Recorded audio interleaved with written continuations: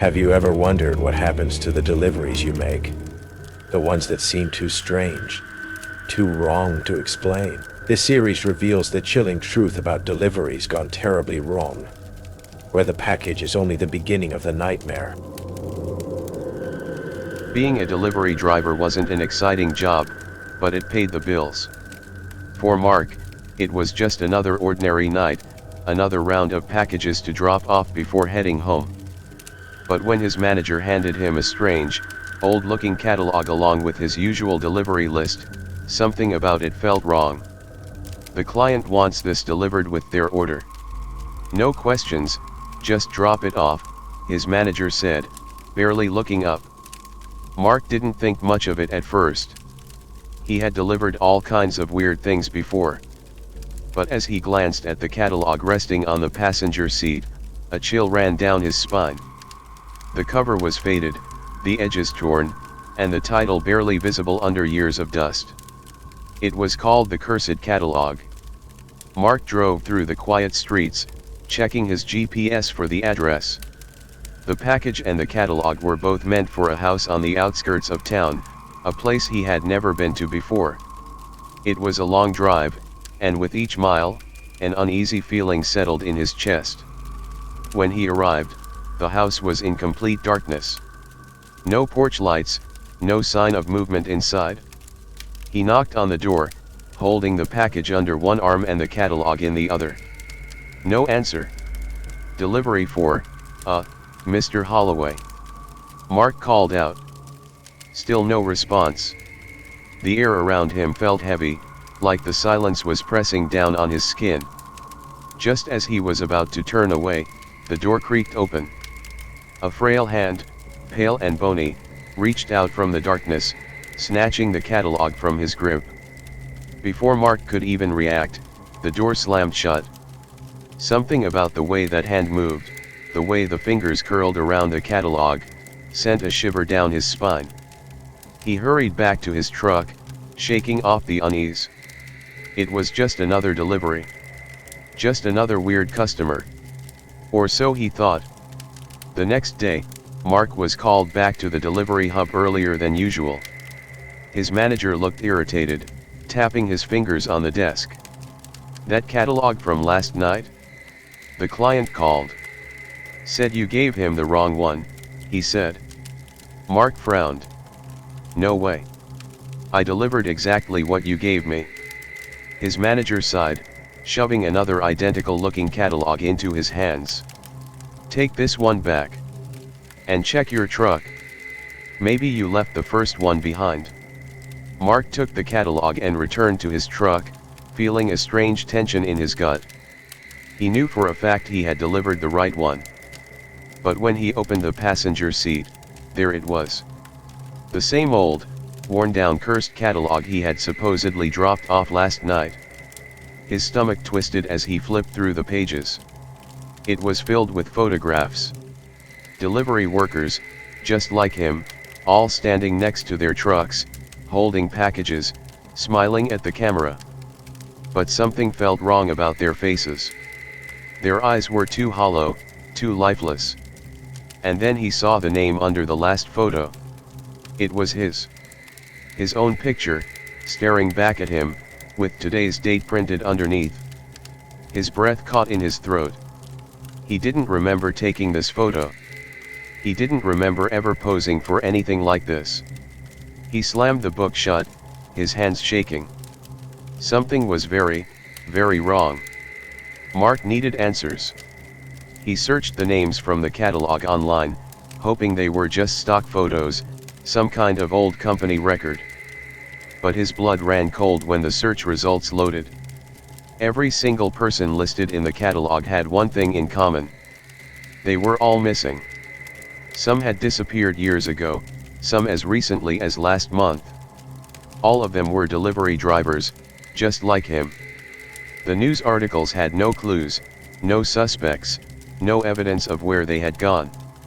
It was as if they had simply vanished. His hands trembled as he picked up the catalog again. This time, he noticed something new. The pages were changing. The photos at the front, the ones he had seen just minutes ago, were no longer there. The book was updating itself. And his name, which had been at the bottom of the last page, was now moving forward. Like a countdown. Mark's heart pounded as he tried to think. Was this some kind of joke? A setup? He grabbed his phone and called his manager, but the line was dead. His next shift was starting soon, but he knew he couldn't go. If he followed his usual route, if he made those deliveries, would he end up like the others? Would his name be the next one crossed out? His GPS beeped. A new stop had been added to his route. The address was one he didn't recognize, one that hadn't been there before. As he sat in the truck, gripping the steering wheel, the catalog lay open on the seat beside him. The final page had changed again. His picture was the only one left. And beneath it, 2 chilling words had appeared. Out for delivery. Mark never completed his shift that night. He never made the delivery. His truck was found abandoned on an empty road, the engine still running, the driver's door wide open. The catalog was missing. The company scrubbed his records within days, as if he had never worked there at all. A week later, a new catalog appeared in the delivery hub's office. The manager flipped through the pages absent-mindedly, stopping when he reached the last one. A new driver's name had been added. A fresh smiling face, staring out from the page. The cycle had begun again. Some deliveries are routine. Others don't make sense.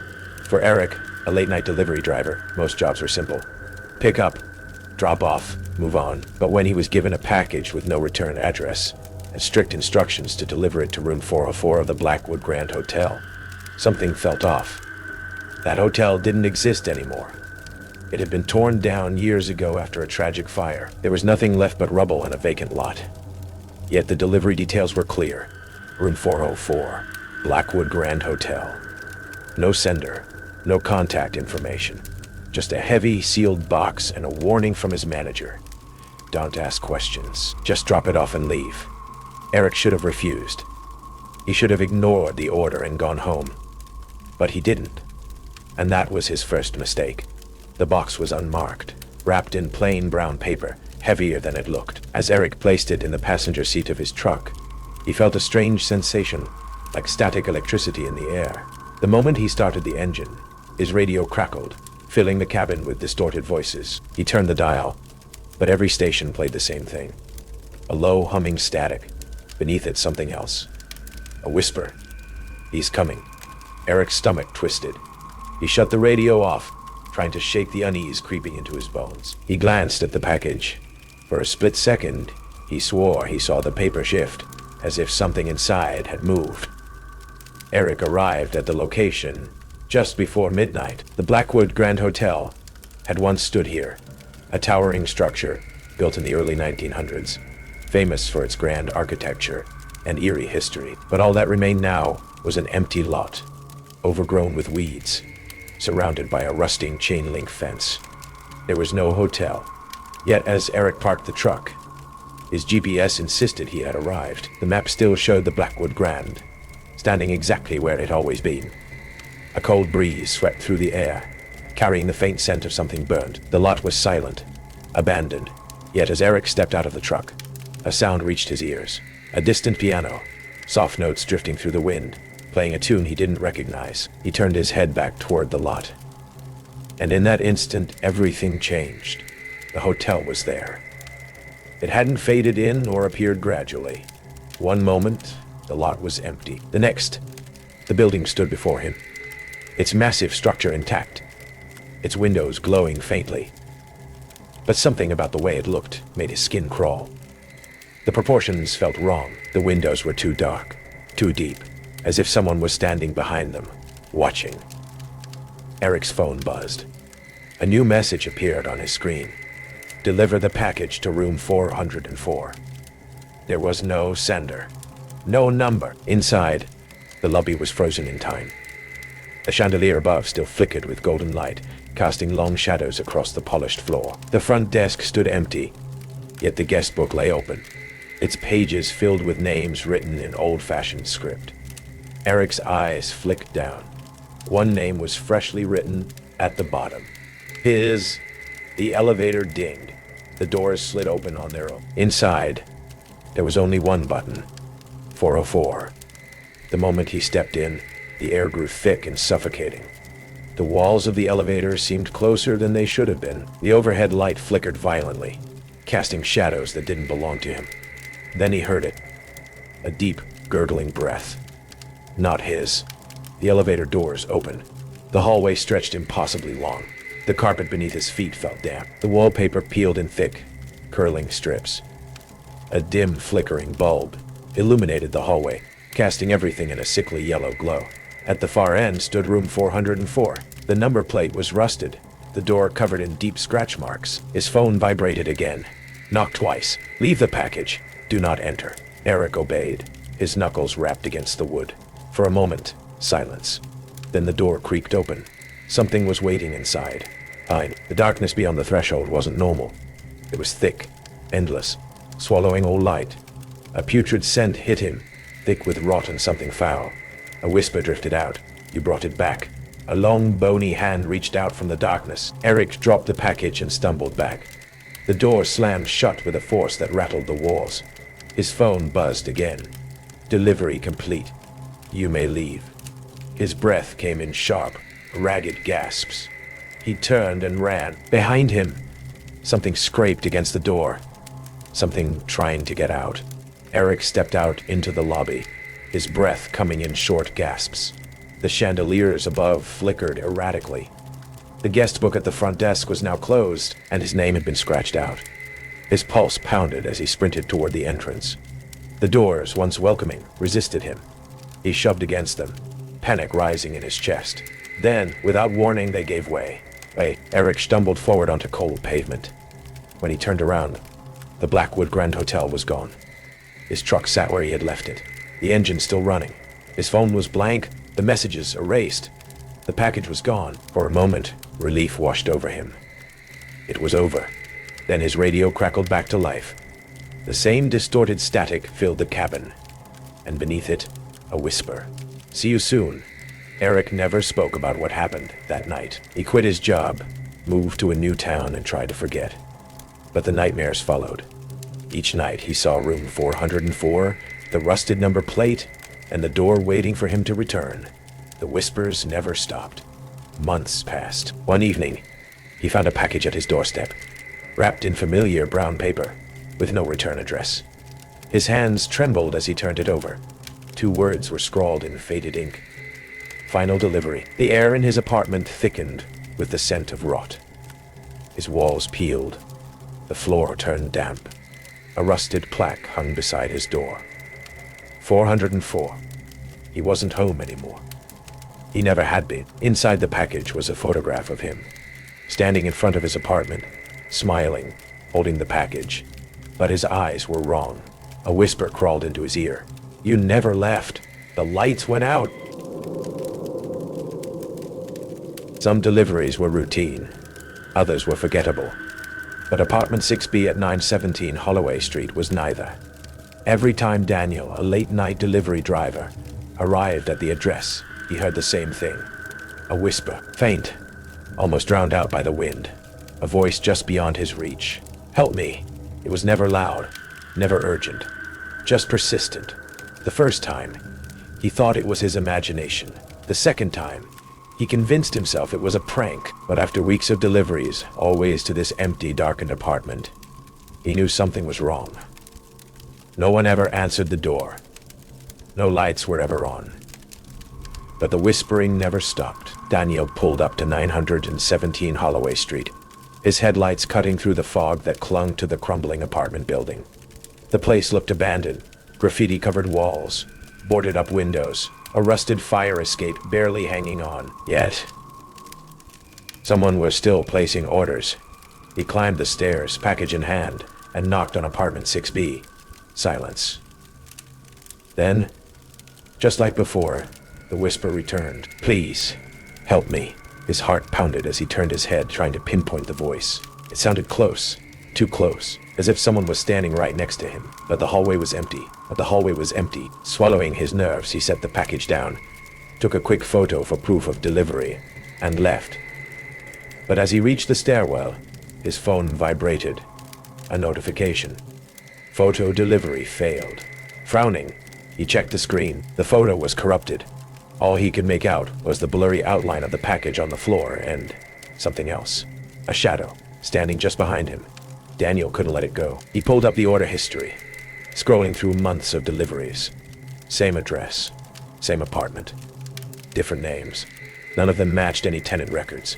His gut told him to leave it alone, but curiosity gnawed at him. The next day, on his break, he asked the building's landlord about 6B. The man stared at him, confused. "There is no 6B. Daniel blinked. "What do you mean?" "I've been delivering there for weeks."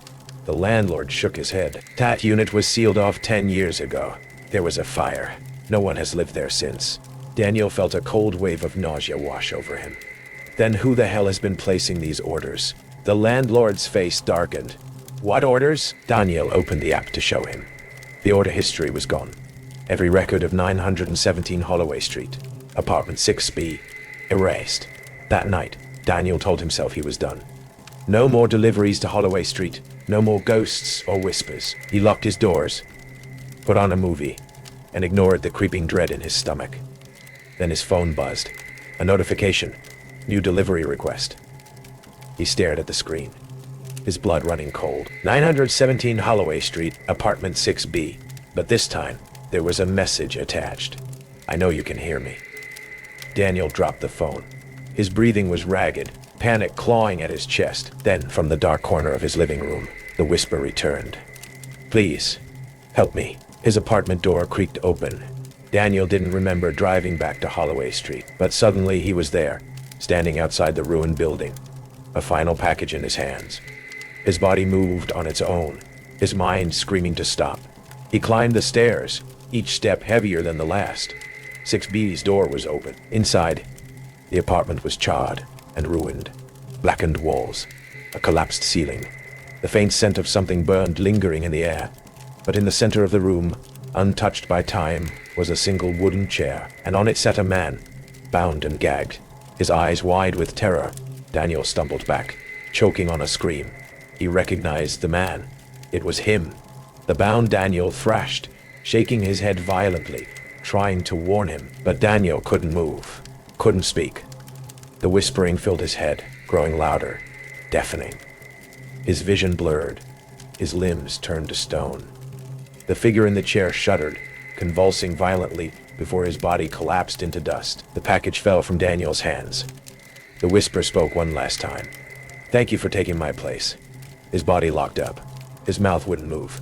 Then he realized he was sitting now, on the chair. A week later, a new delivery driver pulled up to 917 Holloway Street. The address had just popped up in the system.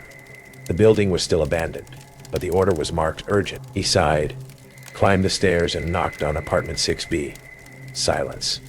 Then, just beyond the door, a whisper. "Please." For Ethan, being a delivery driver meant long hours on the road, empty streets at night, and countless stops at silent houses where no one was home.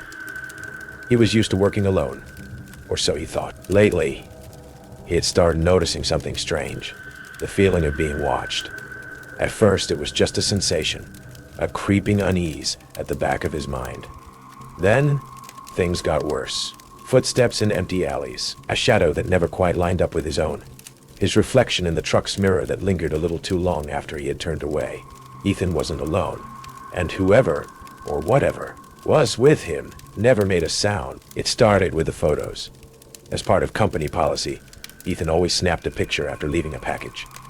But a few days ago, something strange had begun happening. In some of the pictures, there was an extra shadow. At first, he thought it was just a trick of the light. Maybe a tree, maybe a smudge on the lens. But after a week, the shadow had moved closer in each image. Tonight, he had another late shift. As he pulled up to a delivery address on a quiet suburban street, he glanced in the rearview mirror. His breath caught in his throat.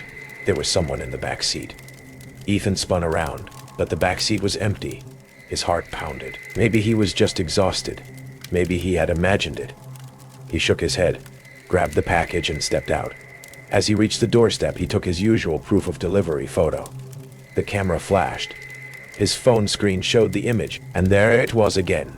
A blurred figure standing right behind him. The hair on his arms stood up. He turned sharply, but the street was empty. His truck sat idling by the curb, its windows dark, the inside empty, or so it seemed. The ride back to the distribution center was tense. Ethan refused to check the mirror. He couldn't shake the feeling that if he did, he would see something he wasn't supposed to see. When he finally pulled into the parking lot, the truck felt wrong. The air inside was thicker. The smell of damp earth filled his nose, like something old and buried. Slowly, he turned his head to look at the passenger seat. There was a handprint on the seat, a perfect dusty imprint of a hand, one that hadn't been there before. Ethan didn't wait. He jumped out of the truck, slammed the door shut, and rushed inside. Ethan couldn't sleep that night. He lay in bed, staring at the ceiling, replaying everything in his head. The shadows, the figure in the photos, the handprint. It had been with him the whole time. A sickening thought hit him. He reached for his phone and scrolled through old delivery photos, ones from weeks ago, ones he had barely paid attention to. And there it was. The shadow had always been there. Not just from last week, not just from this month. It had been there for years. Each photo showed the figure standing a little closer, just outside his line of sight. In some, it was inside the truck with him. In others, it was behind him at a customer's door. In one, taken over a year ago, it was standing in his apartment, right behind him. The next morning, Ethan woke up in his bed. The past few days felt like a fever dream. The photos, the shadows, the voice. He checked his phone. No new delivery requests. No strange addresses. Maybe it really was over. Feeling lighter than he had in weeks, he decided to get coffee at his favorite cafe. The city felt brighter today, the air crisper. As he walked to the counter to pay, the cashier smiled at him. "Nice to see you again," she said cheerfully. Ethan frowned. "Again?" She cocked her head. "Yeah, you were just here this morning. Ordered the exact same thing. Seemed a little off, though. Didn't say much." A cold chill crept up his spine. He hadn't been here this morning. As he reached for his wallet, his phone buzzed. A new notification. His stomach twisted when he read the message. "Delivery complete. Thank you for your service." Slowly, he turned his head toward the cafe window. Outside, standing by his truck, was himself, and this version of him was smiling.